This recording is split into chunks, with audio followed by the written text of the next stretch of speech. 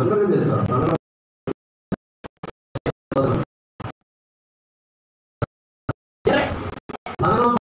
తెలిసినోడు చేయాలని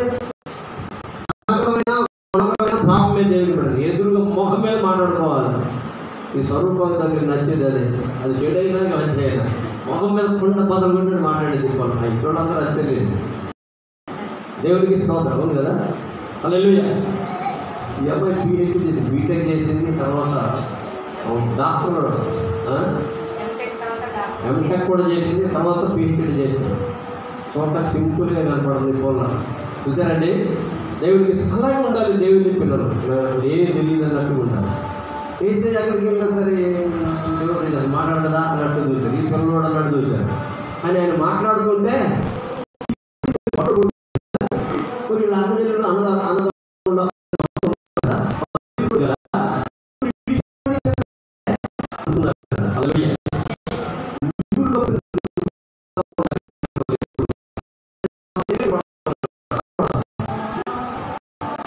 అన్నీ తెలిసినప్పుడు కూడా రైతులంటే ఎలా ఉంటాడు పౌలు భక్తులు చెప్పాడు. అన్నీ తెలుసుకోండి, ఏమీ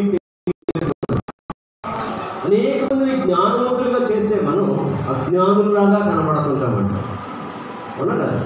లోకంలో జ్ఞానం వరకు వెర్రి దేవుడు వెర్రి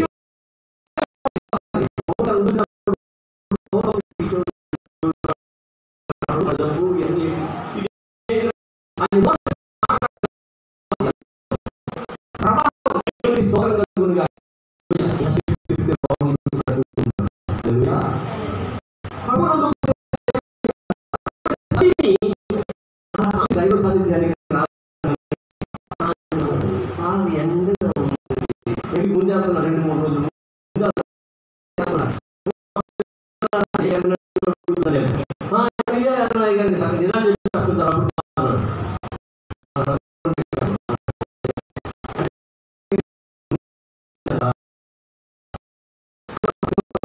రోజులు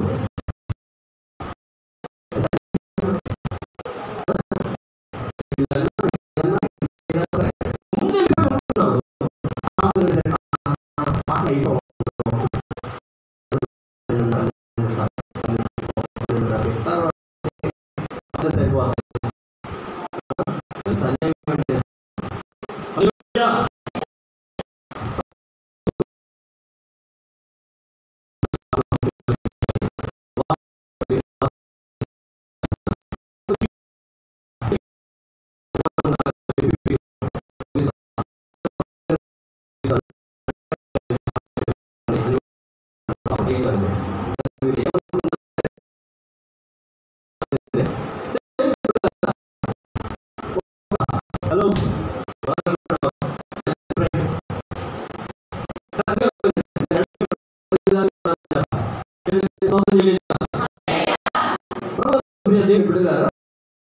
ఒక ఊర్లో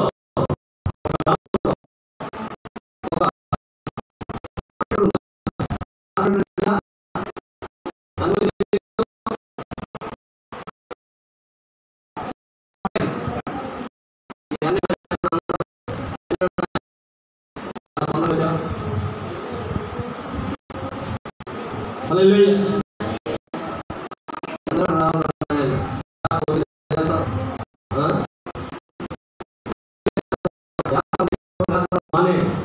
ఏవేవి లాభకరంగా ఉన్నాయో వాటన్నిటిని కూడా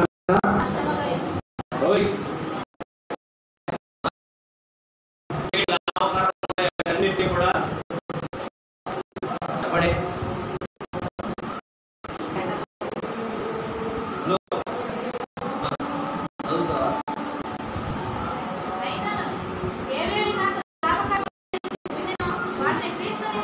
అది చెప్పాలి. ఏవేవి లాభకరంగా ఆ మాట చెప్తారో అని చెప్పి నేను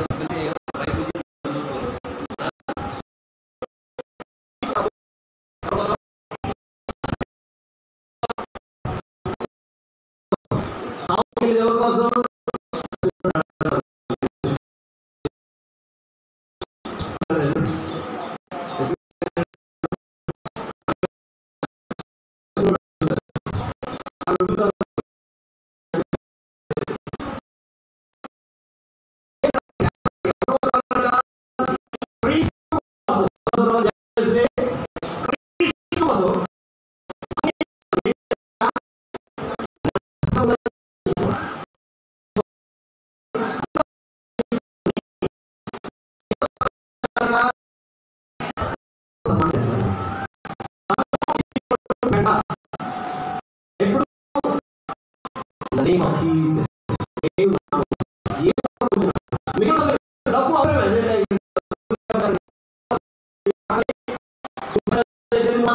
నువ్వు ఇంటికి డబ్బు కోసం కాదా అంటూ అనొచ్చు. ఇస్తే తీసుకుంటా,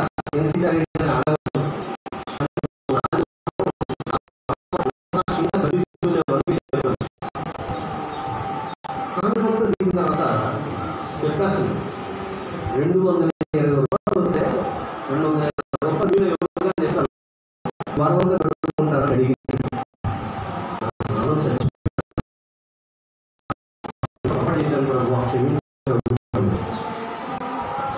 220 రూపాయలు వారం కానుక వస్తే ఈ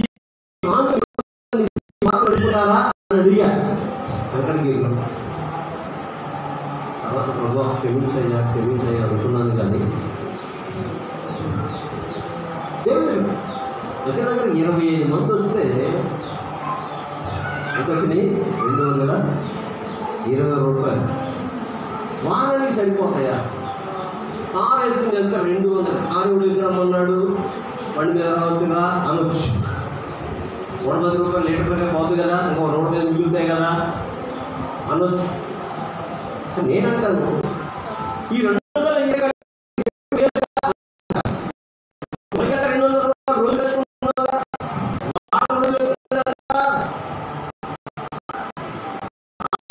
1200 తెచ్చుకున్నా 120 రూపాయలు కానికే మనిషికి 120 కావాలి. అసింభాగం దశభాగం కూడా చేయకపోతే దేవుడు దైవజనం. ఈ రోజున యూట్యూబ్లో చాలా మంది చూసి దశభాగాలు ఇవ్వమాకండి, కానుకలు ఇవ్వమాకండి, పాస్టర్లు బాగైపోతున్నారని చెప్తున్న మాటలు వింటున్నారేమో అని అనిపించింది దేవుని బిడ్డ. సేవకులు బాగా అభివృద్ధి చెందిన సేవకులను టార్గెట్ చేసి చెరుకు తీస్తే 10,000, భోజనం చేస్తే 50,000, వాళ్ళు పడిన కష్టం అభివృద్ధి చెందారు.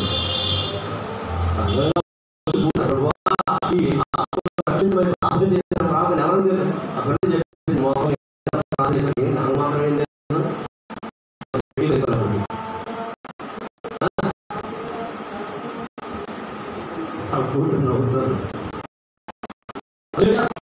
చిన్నప్పటి నుంచి కూడా చిన్నప్పుడు చేసిన ప్రార్థన చూసి ఇవ్వకపోయినా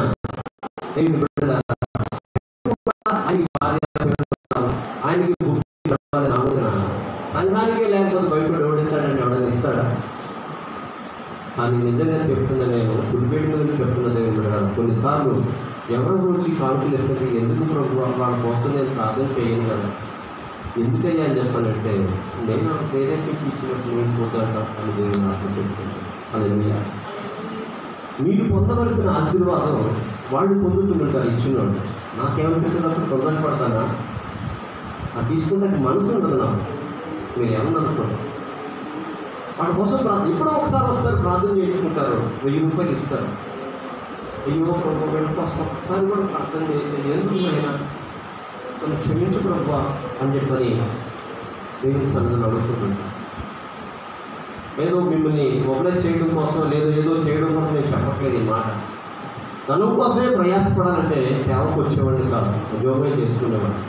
అసలు నా ఆలోచన, నా తలంపులు అయితే నేను కలిసి వెళ్ళిపోయి సద్దాం హుసేన్ గారు ఆ బ్రతుకున్న దినాల్లో ఆ బంకర్లు అవన్నీ కూలిపోయిన టైంలో అప్పుడే నాకు ఆ డాక్టర్స్ వీళ్ళు అయిపోయింది.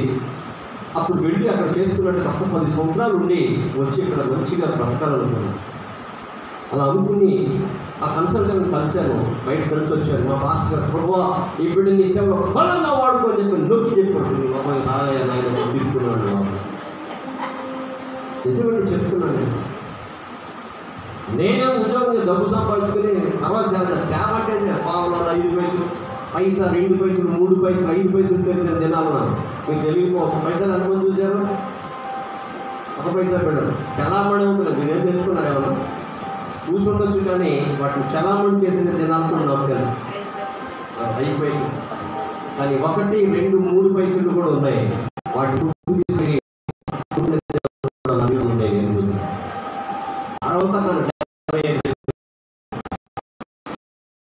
60 పైసలు దినాలు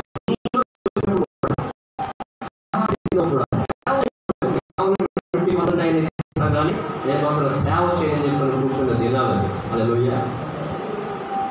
ఈరోజు 30% ఇది సేవ చేస్తూ కూడా దేవుడికి వెళ్తున్నారు.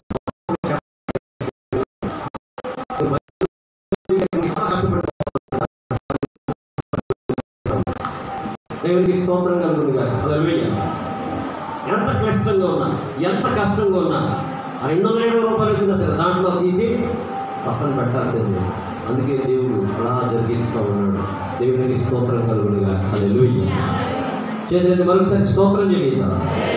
హల్లెలూయా.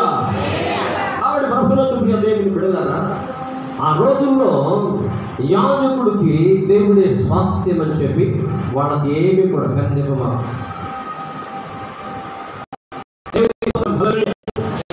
యాజకుడికి ఎవరు స్వాస్థ్యం అట? అందరూ కూడా తీసుకొచ్చి ప్రతిదాన్ని ప్రతిష్ట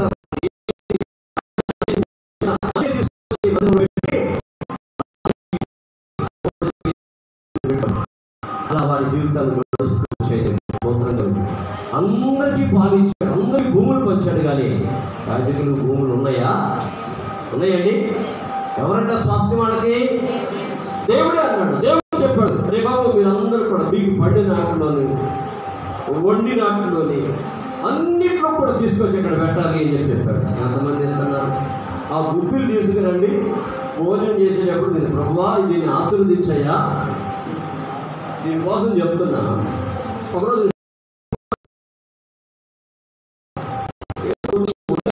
అంత వస్తారని నాకు ఊహించలేదు. దేవుడికి స్తోత్రం కలుగును గాక. హల్లెలూయా. కానీ అది అందరికీ సరిపోయింది. అందరికీ తృప్తిగా తిన్నాను చెప్పాను. గమనించి పడ్డాను. ఇదే మా ఇంట్లో పెడితే మా ఇంట్లో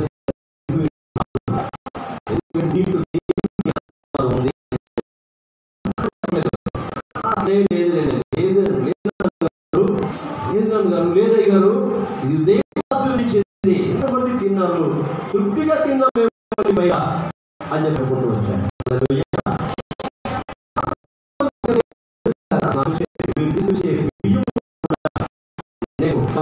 ఎవరు ఇస్తున్నాడు ఎప్పుడు లేవుగా పైసా కూడా లేని దినాలు కూడా ఉంటాడు. లేవని చెప్తే కూడా ఆగండి మీ దగ్గర లేకపోవడం ఏంటి వినడా? మళ్ళీ వ్యంగ్యంగా అంటుంటారు అన్నమాట. ఆగండి మీ దగ్గర లేకపోవడం ఏంటి? అది నేను రిజర్వ్ బ్యాంక్ గవర్నర్ ఏంటంట నా దగ్గర ఉండడం ఏంటంటే హల్లెలూయా. దేవుడే నా అట్లాంటి స్థితిని ఇచ్చినందుకు ఆయనకు రుణస్తున్నా ఉన్నాను. దేవుడికి స్తుతి కలుగును గాక. హల్లెలూయా. ఒక ఊర్లో ఎవరున్నారని చెప్పా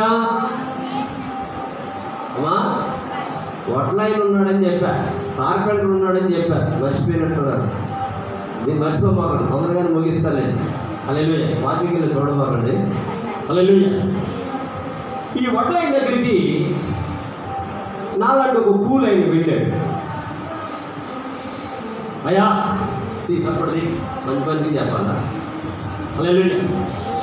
వెళ్ళి అయ్యా కూలి చేస్తాను అది ఇప్పుడు ఏం చేస్తామంటే మీకు కావాల్సిన చెక్కలు తీసుకుని వస్తానయ్యా, ముద్దులు తీసుకొని చేస్తాను, మీరు చెక్కలుగా పోసుకొని మీరు వస్తువులు చేసి అమ్మొచ్చు అని చెప్పారు. సరే, మా కుటుంబానికి రోజు 100 రూపాయలు అవుతాయి. ఎంత అవుతాయి? హలో ఓ మాట వదలి, ఎంత అయింది రోజుకి?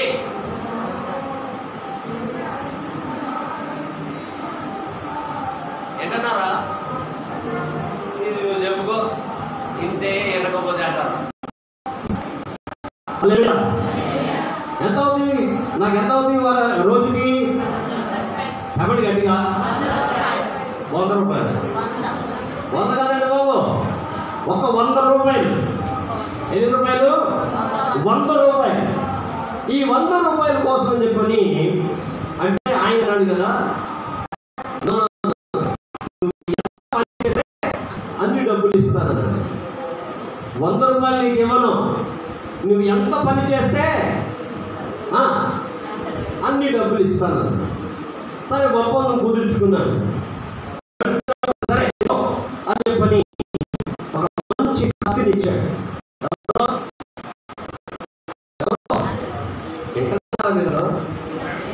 ఎవరో వడ్రంగి, ఆ కార్పెంటర్, ఆ వడ్లైన.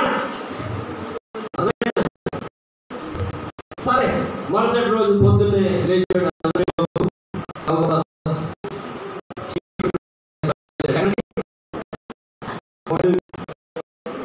ఇక వెళ్ళాడు. ఇంకా డబ్బు రావాలి,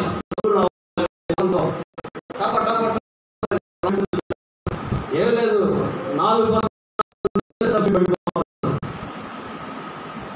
అలా చెట్టు నరికేసి అని చెప్పి అని చెప్పని చెట్టుకి 10 రూపాయలు చెప్పున ఎందుకు ఇచ్చాడు? అదే చెట్లని అర్థిస్తాడండి. మరి చెప్పరే 15 బదులు 150 రూపాయలు తెచ్చాడు. ఓ నాకు కావాల్సిందంట 100 రూపాయలే. నాకు దినానికి ఎంత అవుతాయని చెప్పాను? ఎవరో చెప్పలేదు, నేనే అన్నాను కదండి. నా గురించి అన్నప్పుడు మీకు సిగ్గుపడుతున్నారు. మీ గురించి అనలేదు కదా. నాకు ఎంత కావాలి రోజుకి? ఏంది చదువుతున్నా? నా మొదట్లో ఎన్ని వచ్చాయి? 150 రూపాయలు వచ్చాయి. 15 చెట్లు నరికేసి నేను అనుకున్నాను. నాకు ఎంత వచ్చింది ఎక్కువ? చాలా సాంబరమే కదా. మళ్ళా మరుసటి రోజు వెళ్ళాను. రెండో రోజు వెళ్ళి చాలా మంచిగా మళ్ళీ పోతానే ఉంది.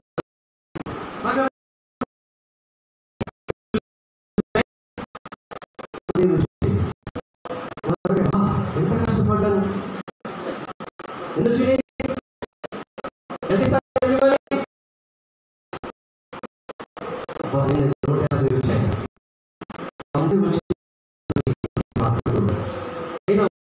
సరిపోతాయి.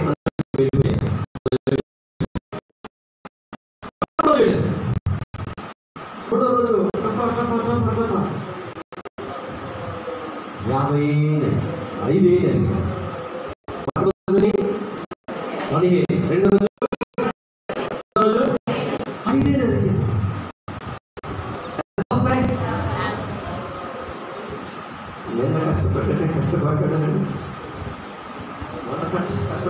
కష్టపడ్డానండి అని చెప్పని 50 రూపాయలు చూసుకుని బాధపడతాను. పర్లేదులే, ఫస్ట్ రోజు 150 రెండో రోజు 100 వచ్చింది, ఈరోజు 50, ఫస్ట్ రోజు 50 ఉన్నాయిగా తెలుగో అని చెప్పండి. ఏమోలే అని చెప్పని సంతోషంగానే వెళ్ళిపోయినా. మరి 5వ రోజు 4వ రోజు వెళ్ళాను. 50 వస్తే బాగా కొట్టాలని చెప్పి వెళ్ళాను. చెట్టు నరికాను, అవి చేసి మొత్తం కూడా అన్నీ తీసేసరికి సాయంత్రం అయిపోయింది. ఒకే ఒక చెట్టు నరకగలిగాను. ఏంటి నేనేనా వెళ్ళిపోయాను. యజమాని గారు ఒక చెట్టు నరికానండి అని చెప్పాను. ఆయన అందిస్తాడు. ఒప్పందం ఏంటి? ఎంత పని చేస్తే అంతే డబ్బులు. అంతేగాని నీకు ఇంట్లో 100 రూపాయలు అవుతుంది 100 రూపాయలు ఇస్తానని చెప్పలేదైనా. కరెక్ట్గా 10 రూపాయలు ఇచ్చాడు. 10 రూపాయలు ఏం తీసుకెళ్ళాలి?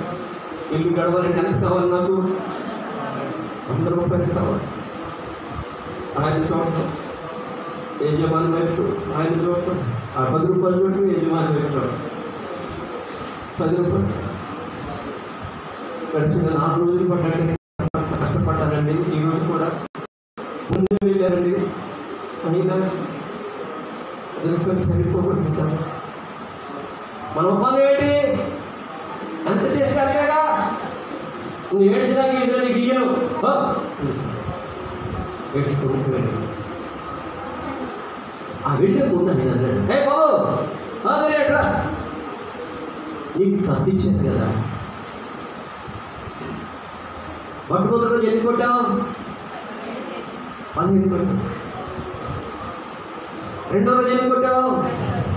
10. మూడో రోజు, 4వ రోజు ఎందుకో తెలుసా? 15 చెట్లు నరికినటువంటి ఆ కత్తి మొద్దు మారిపోయింది.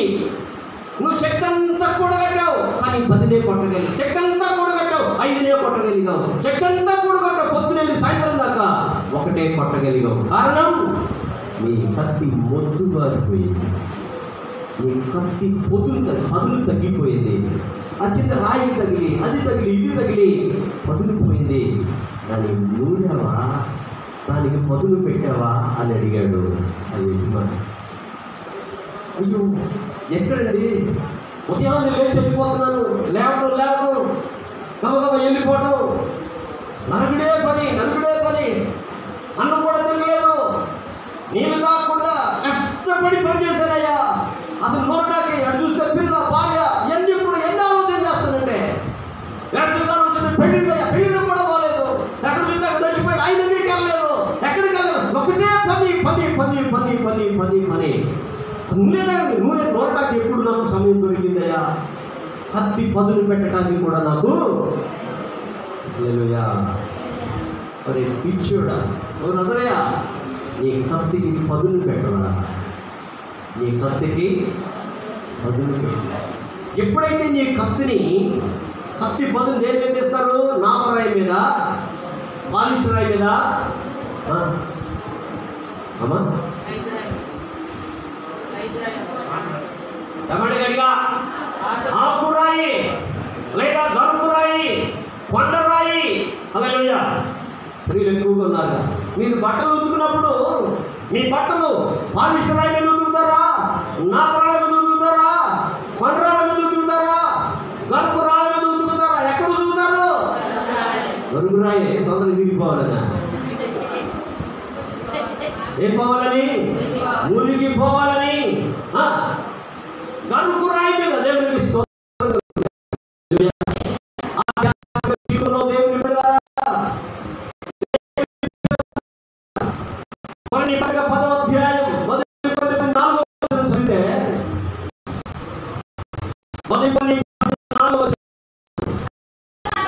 అందరూ ఆత్మ ఒకే పానీయమును పానం చేసిరి,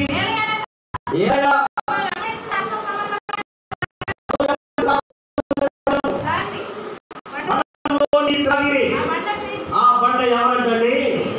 ఇప్పుడు ఈ దేహం అనే క్రైస్తవ దేహం అనే ఈ కత్తిని క్రీస్తు అనే బండకేసి ఏం చేయాలంటే, ఇప్పుడు నీ పిల్లల్ని బండకేసి కొట్టండి అన్నాడు కీర్తనాకారుడు ఒకసారి. ఏ బండ? వాడు పడుకుని తలకాయ బండ కొడితే అప్పుడు పట్టు తాగుతారు. అలా కాదు, ఈ బండ ఎవరంటే యేసయ్యే. దేవునికి స్తోత్రం. హల్లెలూయా.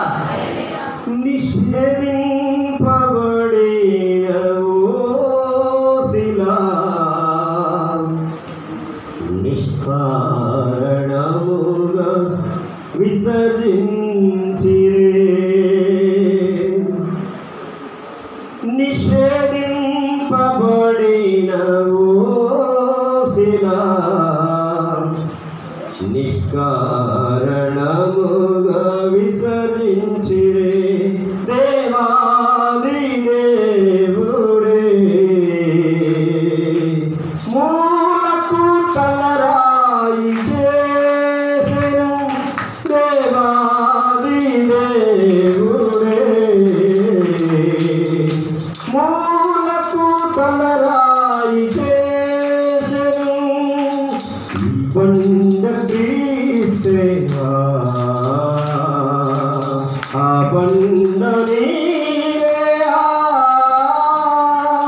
సజీవ సంఘము స్థాపించెను, సాతాను శక్తుల గెలిచెను, సాతాను శక్తుల గెలిచెను, నిషేధింపబడినవో శిలా, నిష్కారణముగా విసర్జించిరే, తీర్చబడినవో శిలా, నీ సందులోనే దాగును, క్రీస్తు నీడను నిశ్చింతగా నిరీక్షించు. హల్లెలూయా. ఈ బండ, ఈ బట్టలు ఉండడం కొరకు ఏ రీతిగా కరుకు బండ ఏ రీతిగా ఎన్నుకుంటామో, మన పాప దోషాలన్నీ క్షమించబడాలి అంటే మనం ప్రార్థనలో బాగా పదులు అవ్వాలి అంటే చీల్చబడిన యేసయ్య దగ్గరికి వెళ్ళి, రక్తం చిందించిన శరీరం అంతా గాయపడబడిన ఆ శరీరం దగ్గరికి, ఆ యేసయ్య దగ్గరికి వెళ్ళి మన దోషాలు, లోపాలు, పాపాలన్నింటినీ కూడా ఒప్పుకొని ప్రార్థన చేస్తే మన దోషాలన్నింటినీ క్షమించి మనం చేసే ప్రతి ప్రార్థనకు కూడా జవాబునిస్తాడు. దేవునికి స్తోత్రం. హల్లెలూయా, హల్లెలూయా, హల్లెలూయా. నిజంగా చాలా కష్టపడ్డారండి కార్పెంటర్ గారు, చాలా అన్యాయం చేశారని చెప్పి అనడానికి వీల్లేదు. నువ్వు ఎంత కష్టపడితే అంత పైకి ఇస్తానని చెప్పాడు.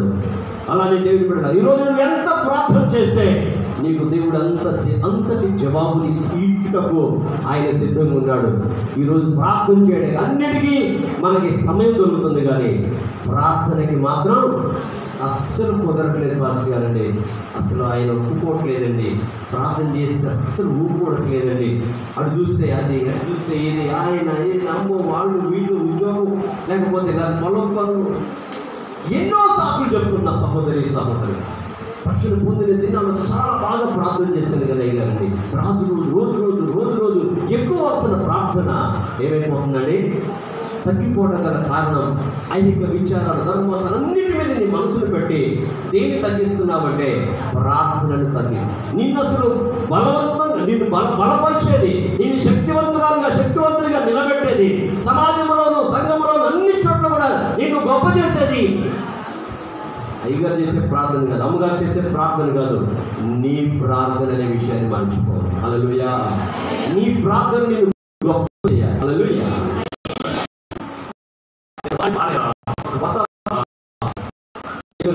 వాళ్ళకి భర్త, ఒక ఆయనకి 2 భార్యలు ఉన్నారు. హల్లెలూయా, హల్లెలూయా. చిన్న పిల్లలు కలిగారు, పెద్ద పిల్లలు కలగట్లేదు. చిన్న బాగా చెబుతూ ఉంటుంది, చిన్నమ్మా బాగా చెబుతుంది. ఏది ఇచ్చినా కానీ పెద్దలు బాగా ప్రేమించడాన్ని బట్టి 10 రెట్లు ఎక్కువ ఇస్తున్నా సరే, నాకు ఎన్ని ఇచ్చినా నాకేది కాయ, నాకు పిల్లల్ని ఏం చెప్పాడు, పిల్లలు వేయడానికి నా చేతిలో ఉంది, నేను దేవుడినా అని చెప్పి పసుపుతూ ఉంటాడు. హల్లెలూయా. హలో, ఎవరు ఆయన పేరు చెప్పు, ఆయన పేరు చెప్పు, 10 రూపాయలు ఇస్తాను నీకు. నువ్వు చెప్తావు కూడా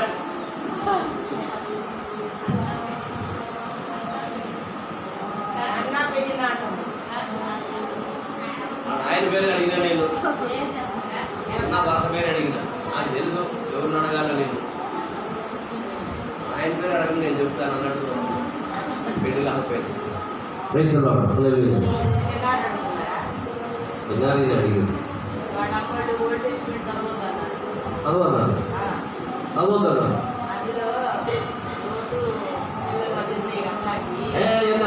సైతాన్ మాటలు అసలు అవి కూడా చదవాలి. అసలు ప్రతిదాని ఎందుకు చేశారనేది నేను కన్ఫర్మేషన్ వాళ్ళకి ఇవ్వాలి. మనం హిందువులు చేసినట్టు చెప్పమాకండి. ఒక ఆయన ఫోన్ చేసి ఆ వాక్యం చదువు, ఆ రెఫరెన్స్ చదువు, ఏమైంది నాకు అర్థం కాదు, తండ్రి పిల్లలు చెప్పాడు, అదాంటే ఏమన్నా చెప్పారు, స్వచ్ఛంగా చెప్పారు ఎప్పుడన్నా ఏ పాస్టర్ గారన్నా.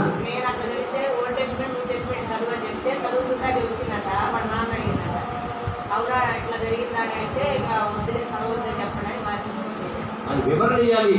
అక్కడ ఎవరు లేడే అసలు, వాళ్ళు పెళ్లి చేసుకుంటే అక్కడ ఊళ్ళో మొగోళ్ళు లేరే అసలు, వాళ్ళ పుట్టిన చెడు బుద్ధి కది, దానికి ఏం తప్పు కాదు. అరవకండి అది చేయమని చెప్పని చెప్పడం కాదు. దేవుని బిడ్డలారా, వాళ్ళకి వయసు వచ్చిన పిల్లలు ఆలోచించేశారు, నాకు సంతానం కావాలనే కోరిక కలిగినటువంటి పిల్లలు వాళ్ళు, అర్థమవుతుందా? కాబట్టి ఆ సంతానం బట్టి ఇప్పుడు కాదులేండి దేవుని సమాధానం చెప్పాలి, అంతేగాని పలానా వాక్యం చదవమాకు అని ఎట్టగంటే ఆయన నేను కూడా కొన్ని వాక్యాలు చెబుతా, మీ భార్య రామాయణాలు, మహాభారతంలో కూడా లోమని ఈ అన్న ఈడు చేశారు, తండ్రి కూతురు చేశారు, దేవుళ్ళు వినడానికి కూడా చదవడం కాదు, వినడానికి కూడా భయంకరంగా ఉన్నాయి. హల్లెలూయా. పాడబడరా చిన్న పాడబడు అవడం కాదు కూడా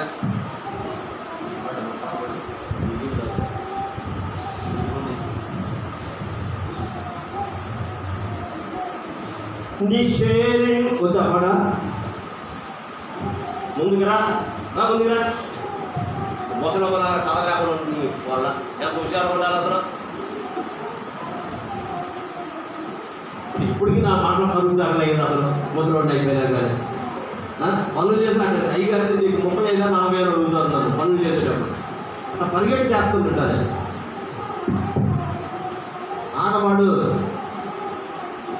మీ మా అమ్మ ముఖం మీద రాదుందా?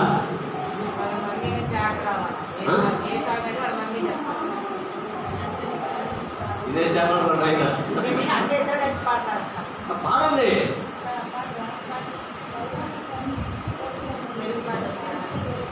ఆటలుగానే ఎత్తాలా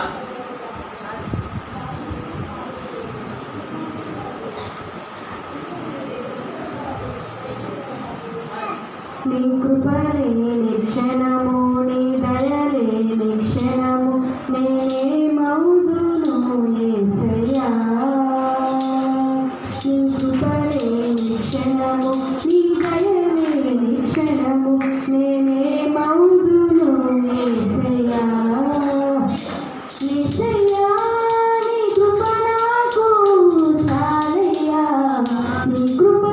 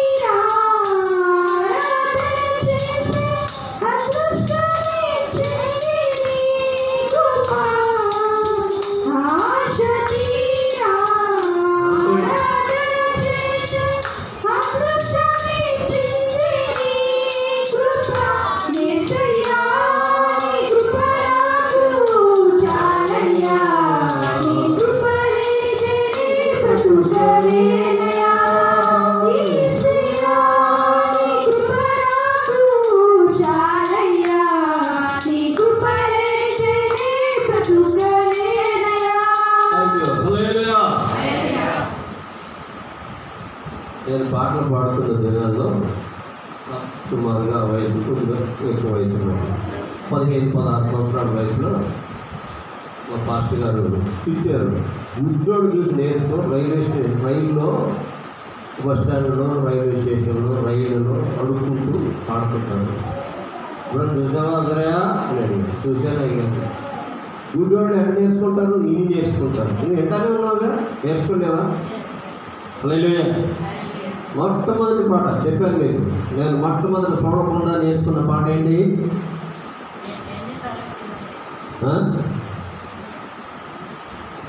గారు మీరు అడిగేటండి 7 వచనాల పాట. ఎన్ని తెలిసింది కదా? 4 వచనాలు. ఎన్ని తెలిసింది? ఎంతో సుందరుడమ్మా నేనెంతో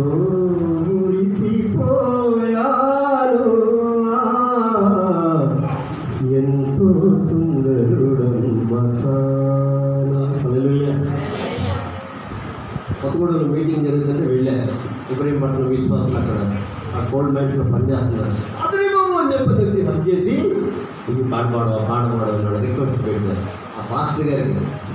అతని బాబుని అక్కడ అతని బాబు ఈ పాట పాడుతుంది, చాలా బాగా పాడతానని చెప్తూ అన్నాడు. అయితే చెప్తున్నా చిన్నప్పుడు పాడలేదు. వాళ్ళ మనసులో ఎంత ముద్రింపు పడితే అడిగారు ఒకసారి ఆలోచించారు. 7 వచ్చినాలు చూడకుండా మొట్టమొదట నేర్చుకున్న పాటలు.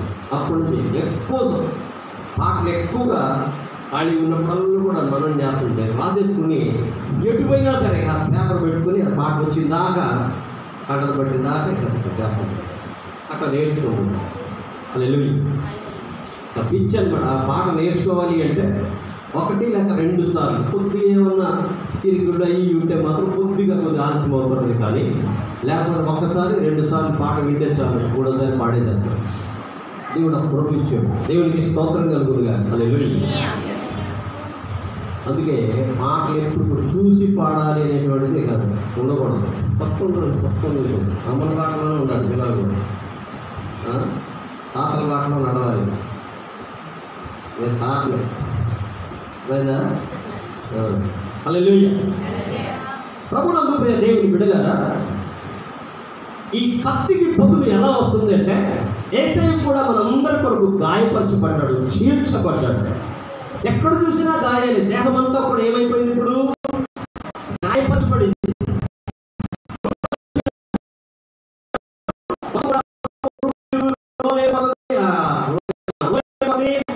కప్పులన్నీ అయిపోతుంది. అప్పుడు ఏం చేస్తుంటా? అయ్యో ఏది సార్ చెప్పాలి సాయం గారు నిలవమని చెప్పలే అని చెప్పి బాగా అడుగుతుంటారు. ఎవరిని? రాస్తాను. ఎందుకు? తీసుకొని రోజంతా కప్పు కొట్టియాలి, ఈ పత్రానికి కప్పు కొట్టియాలి. అప్పుడే మెదుగుతుంది, గంగుతుంది. దేవునికి స్తోత్రం కలుగునుగా. హల్లెలూయా. మన దోషాలు క్షమించబడాలంటే నున్నగున్న దేహం కాదు, తమడవన్నుడైన యేసు రక్తవర్ణుడిగా మారిపోయి ఆయన కార్చిన రక్తములో మనకు విమోచన, స్వస్థత, ఆశీర్వాదం, నిత్య జీవం సమస్తాన్ని కూడా ఆయన గాయపరచబడినటువంటి దేహం ద్వారా మనకి ప్రసాదించాడు. హల్లెలూయా. అందుకొరకే ఆ చీల్చబడినటువంటి యేసయ్య దగ్గరకు మనం రావాలి. అక్కడ ఈ దేహాన్ని ఏం చేయాలంటే ఆ క్రీస్తుతో సానబట్టి ఆ దేహం దగ్గరకు వచ్చాయా ఆయన ప్రార్థన చేస్తూ కూడా ఆయన నాలుగు తెగిపోయేటంతగా దేవుని బిడ్డలారా వేదనతో ప్రార్థన చేసి స్వేద రంధ్రాల నుంచి, చెమట రంధ్రాల నుంచి రక్తం కారు పర్యంతం కూడా ఆయన ప్రార్థన చేశాడు. హల్లెలూయా. దేవునికి స్తోత్రం చెల్లిగా. హల్లెలూయా. హల్లెలూయా. కాబట్టి ప్రభువునందు ప్రియ దేవుని బిడ్డలారా, ఒక కత్తికి పదును రాతి మీద పెట్టి ఏ రీతిగా పదులు చేస్తున్నామో ఆ రాయి ఎవరయ్యా అంటే మన పితరులను నడిపించినటువంటి రాయి. హల్లెలూయా. అందరూ ఆత్మ సంబంధమైన ఒకే ఆహారం భుజించారు, ఒకే పానీయం పానం చేశారు. బండల నుంచి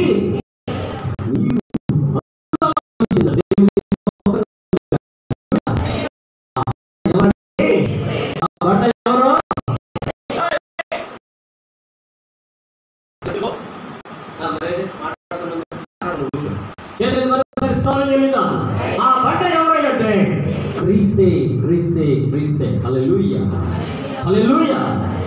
కాబట్టి ప్రభువునందు ప్రియ దేవుని బిడ్డలారా, భక్తుడైన దావీదు గారు గొర్రెల కాపురుగుండి గొప్ప చక్రవర్తిగా, రాజుగా, చక్రవర్తిగా గావింపబడ్డ గల కారణం ఎవరయ్యా అంటే చూడండి 55వ కీర్తన 17వ చరణం చదవండి. సాయంకాలమున, ఉదయమున, మధ్యాహ్నమున నేను ధ్యానించుచు మొరపెట్టుకొని 119, 164, 119, 164 తొందరగా 119, 164. నీ న్యాయ విధులను బట్టి దినములకు 7 మార్లు నేను నిన్ను స్తుతించుచున్నా.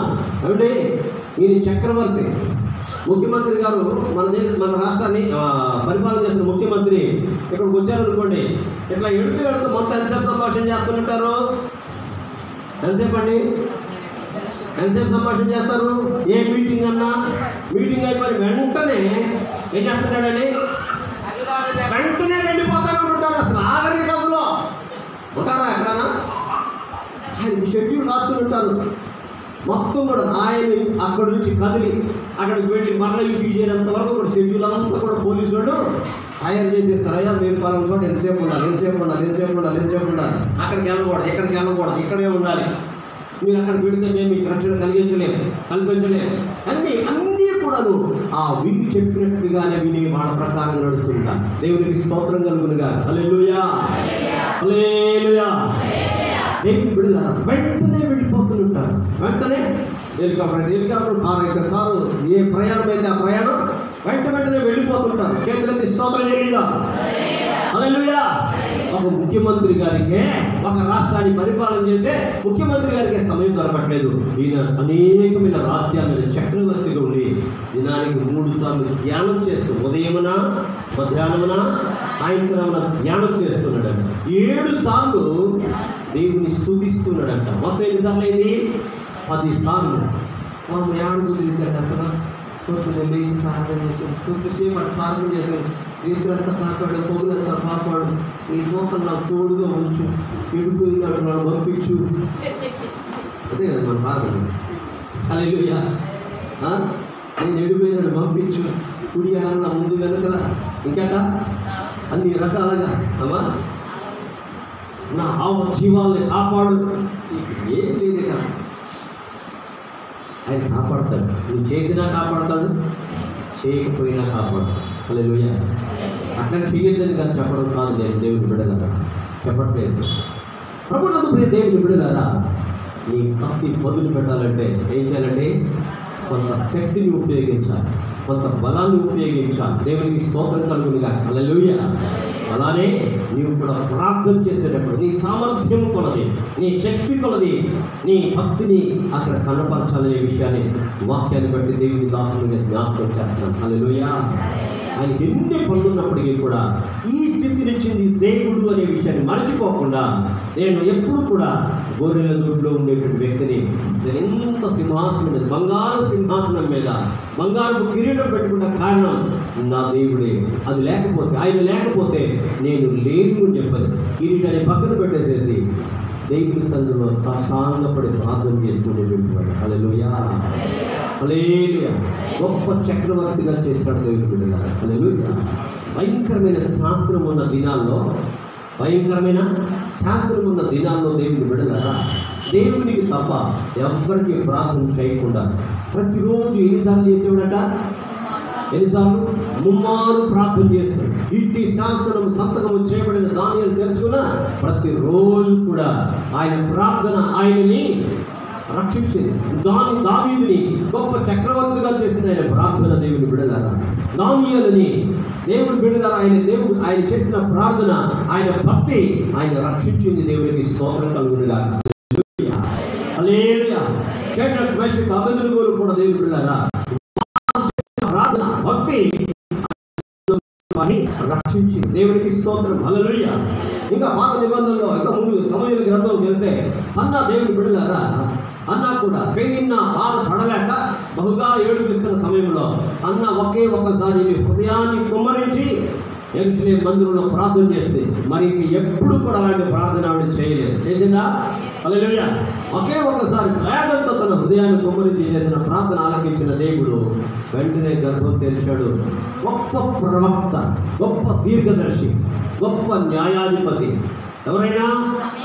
సమూయేలు. దేవునికి స్తోత్రం కలుగునుగా. హల్లెలూయా. కాబట్టి ఎంత పదులు పెడితే అంత నీకు ఇస్తాడు దేవుని బిడ్డలారా. ఎంత నువ్వు ఉపయోగిస్తే, ఎంత పని చేస్తే అంత దేవుడు నీకు కూడా ఇస్తాడు. మన యొక్క ప్రార్థన నువ్వు చేయకపోయినా దేవుడు ఇస్తూనే ఉన్నాడు, నువ్వు కాపాడుతూనే ఉన్నాడు. కానీ నువ్వు ఎక్కువ ప్రార్థన చేస్తే మరెక్కువగా నువ్వు ఆశీర్వాదానికి అర్హుడు అవుతానే విషయాన్ని వాక్యాన్ని బట్టి దేవుని దాసులుగా జ్ఞాపకం చేస్తున్నారు. దేవునికి స్తోత్రం కలుగునుగా. హల్లెలూయా. ఒక జనాంగం ఉంది. ఈ జనాంగం ఉన్నంత వరకు కూడాను నాకు అసలు గౌరవే దక్కట్లేదు, వీళ్ళు అసలు తలవంచట్లేదు, నమస్కారం చేయట్లేదని చెప్పని, ఏమైనా సరే వాళ్ళు భూమి మీద లేకుండా చేయాలని చెప్పని ఒక తాకీదు చేయించాడు ఒక దుర్మార్గుడు. హల్లెలూయా, హల్లెలూయా. దేవుని బిడ్డ ఎవరైనా ఆమె మాయ్ సంతకం ఇట్లా చేశాడు తెలిసిందా అని చెప్పని పిల్ల తండ్రిని పంపించాడు. నాన్న నేను రాజు దగ్గరికి వెళతాను, న్యాయ వ్యతిరేకమైనప్పటికీ కూడా, న్యాయ విరోధమైనా సరే రాజదండం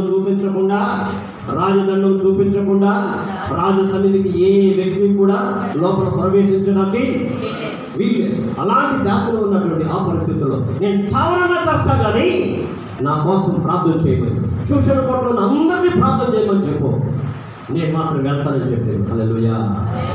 వెళ్ళింది. అమ్మా వెంటనే రాజధాని తీసుకుంటుంది. ఏంటమ్మా రాజధాని సగం కావాలి, ఏం కావాలి? ఏం లేదు రాజుగారు, మీరు ఆ రోజు లేదు నా దగ్గరికి రాకుండా ఒక రోజు వస్తే నేను చిన్నటి తెలియటి మీద ఇద్దామనుకున్నాను, ప్లీజ్ కంప్లీట్.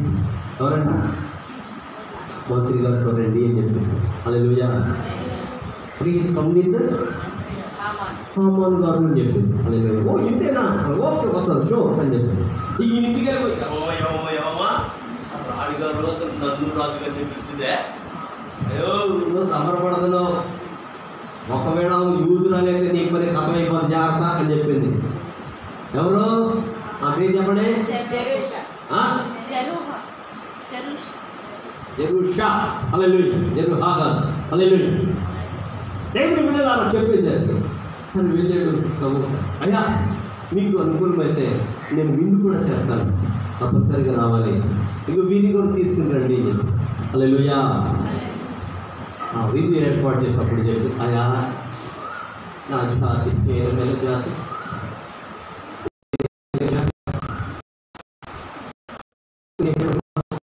అమ్మబడిన అయ్యా ఏమైంది నీకు అలవాడుతున్నా, ఏమైంది చెప్పలేదు అని పడ్డాడు. ఏం చెప్పలేదా ఏదో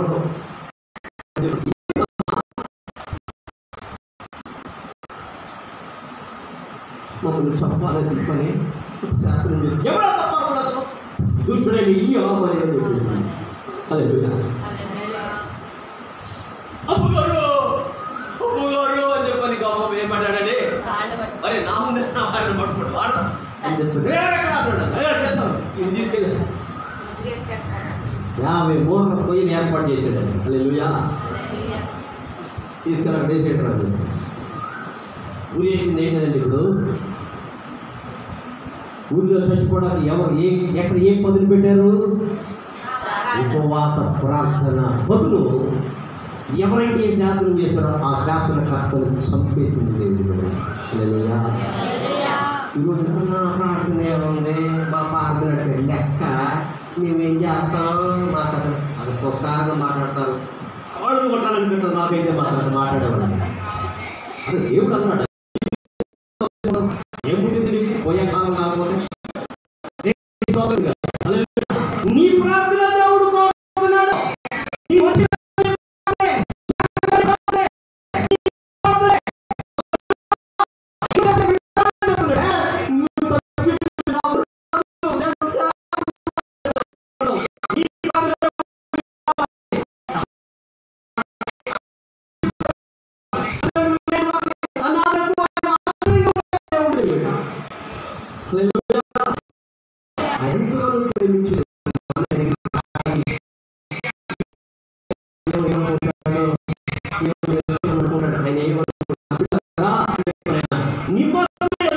దేవునికి స్తోత్రం కలుగుతుంది.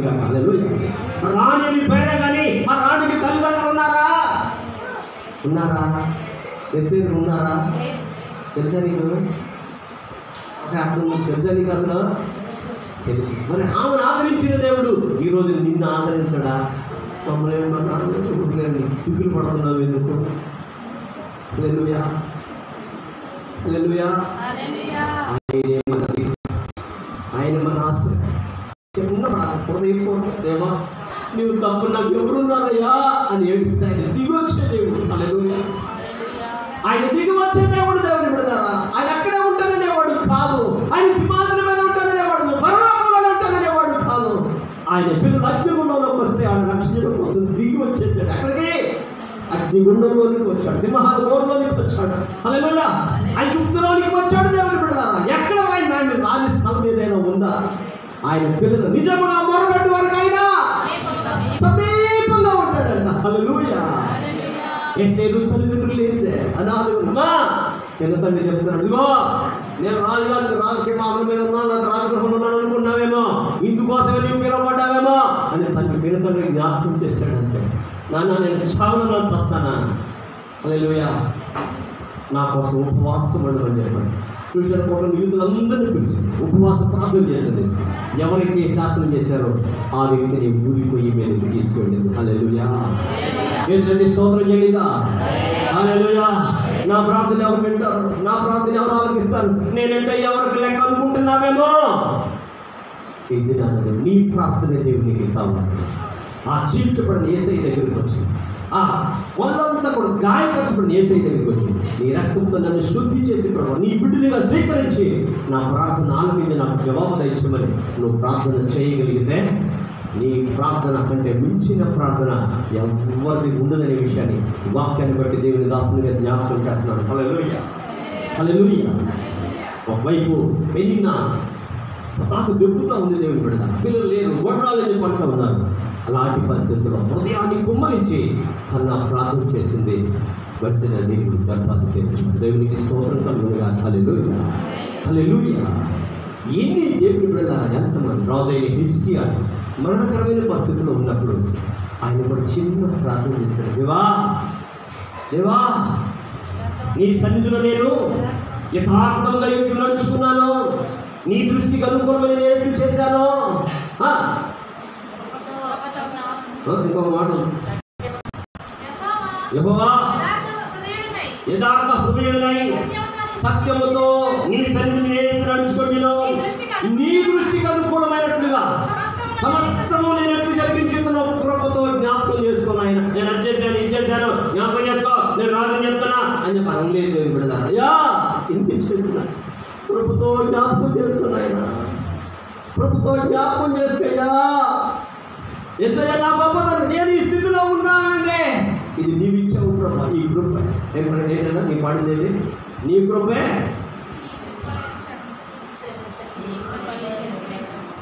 దేవునికి స్తోత్రం. హల్లెలూయా. నీ కృప నన్ను ఇంతగా చేసి, నీ కృప లేకపోతే క్షణం కూడా బ్రతకలేదయ్యా. మన గొప్పతనం, మన జ్ఞానం, మన తెలివి, మన ఆర్థిక పరిస్థితులు, మన ఉద్యోగం, మన ఆస్తి, మన కులం, నీ భర్త ఏదో అనుకుంటున్నావు కాదు, ఇవన్నీ జీరోనే దేవుడు. ఆయన నీ పట్ల కృప చూపించుకొని బట్టే నీవు ఈ స్థితిలో ఉన్నావనే విషయాన్ని మర్చిపోకూడదు. హల్లెలూయా, హల్లెలూయా. ఆయన రాదైనప్పటికీ కూడా చిన్న ప్రార్థన, దేవా అదుగో నువ్వు చచ్చిపోతున్నావు అంతే అని చెప్పాను. నడిమి నాటక పూర్వమే మళ్ళా దేవుని మార్పు వచ్చేసింది. వెంటనే ఆయుష్ ఎన్ని సంవత్సరాలండి? 15 సంవత్సరాల ఆయుష్ను పొడిగించింది ఏంటి? ప్రార్థన. హల్లెలూయా. కాబట్టి దేవుని బిడ్డలారా, నీ దేశంలో ప్రార్థనని మొదలుపెట్టినట్లయితే నీ ఎదుట నిలవగలిగినటువంటి ఏ సమస్య హల్లెలూయా.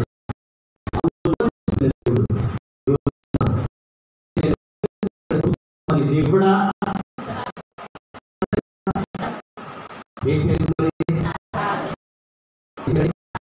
ఖచ్చితంగా ప్రార్థన చేయండి. అనేక మంది ప్రార్థన చేస్తూ ఉన్నారు, ఉపవాసాల నుండి ప్రార్థనలు చేస్తూ ఉన్నారు. ఒక వారం అయిపోయింది, రెండో వారం, మూడో వారం, 3 వారాలు దేవుని బిడ్డలారా.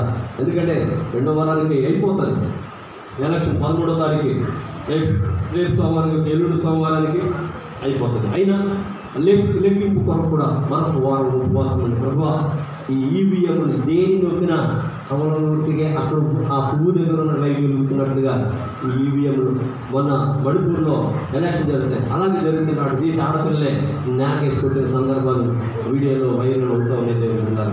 దేవునికి స్తోత్రం కలుగునుగాక. సెల్ ఫోన్లో చాలా ప్రచారం జరుగుతూ ఉన్నాయి.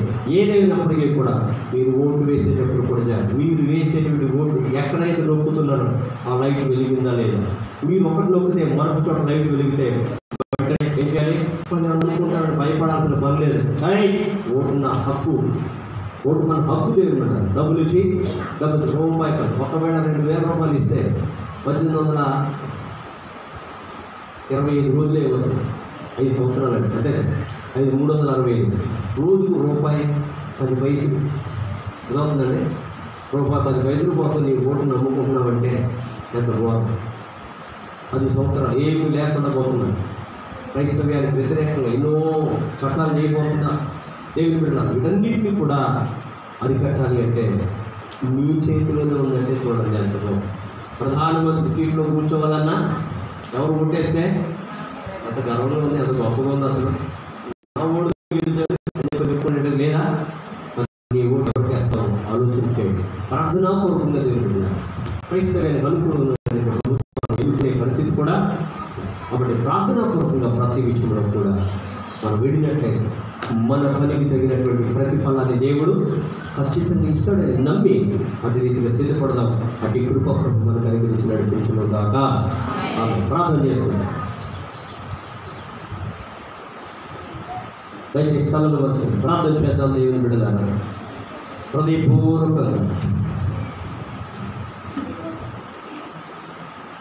హృదయపూర్వకంగా ప్రార్థన చేయండి. మోకరించండి, మోకరించండి. ముందుకు పడిపోవద్దు, ముందుకు పడిపోవద్దు. నిలువు మోకరి, ముందుకు పడదంటే ముందుకు పడతాడు. నిలువు మోకడమే. మోకాళ్ళ నొప్పులు ఉన్నవాడు మోకరించండి, మీకు మోకాళ్ళ నొప్పులు ఇప్పుడే పోతాయి. నమ్మి మోకరించండి. దేవుని బిడ్డలారా హృదయపూర్వక మీ నోరు విప్పండి. దేవా అనుగ్రహించండి. అన్నా ప్రార్థన చేస్తుంది. దావీదు ప్రార్థన చేశాడు, దానియేలు ప్రార్థన చేశాడు, షడ్రకు మేషకు అబేద్నెగోలు ప్రార్థన చేశారు. అందరినీ రక్షించిన దేవుని బిడ్డలారా ప్రార్థన చేస్తే గొప్ప ప్రవర్తన ఇచ్చాడు దేవుడు, గొప్ప ఇచ్చాడు, గొప్ప న్యాయాధిపతిని ఇచ్చాడు. దేవుని బిడ్డలారా అన్నాను తెలియదు నా ఈ ప్రార్థనకి ఇంత ప్రతిఫలం ఉంటుందని. నేను ప్రార్థన చేస్తే దేవుడు అన్ని కూడా తెలియదు. సింహాల రోడ్డు ముగిస్తాడు, మరి దానియేలు